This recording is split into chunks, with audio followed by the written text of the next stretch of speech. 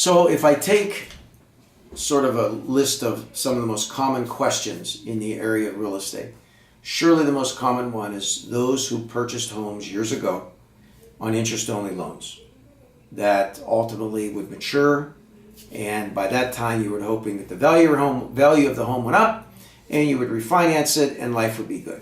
That didn't happen.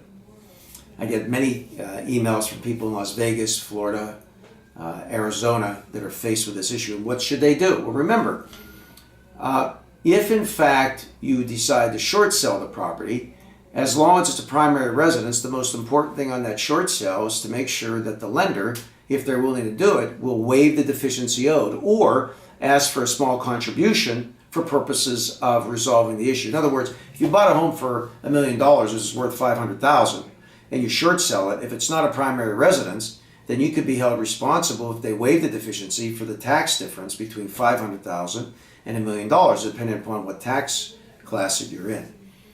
So when you do any kind of short sale in situations like this, and it's very common with interest-only payments, very important to have a tax person involved to see what your tax consequences are if the lender decides to waive it. Now, if you move out of that house and you go into another home, you decide to rent that home.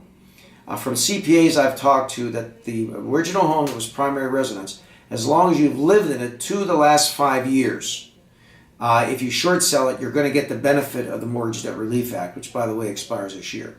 So hypothetically, you bought the home 6 years ago. You're upset because it's so much underwater. You decide to rent that home and go to another home for a year. And during that period of time while you're renting it, you put it up for a short sale. If in fact you short sell the home and the deficiency is waived, then life is good. A good CPA will look at this and tell you that if as long as you've lived in that home the last 2 out of 5 years, you should have no tax liability. So, in that scenario, always get 2 professionals involved. A lawyer to review the paperwork, the approval letter at the end of the short sale, and 2, a good CPA to give you good tax advice. That's what you need to do to protect yourself.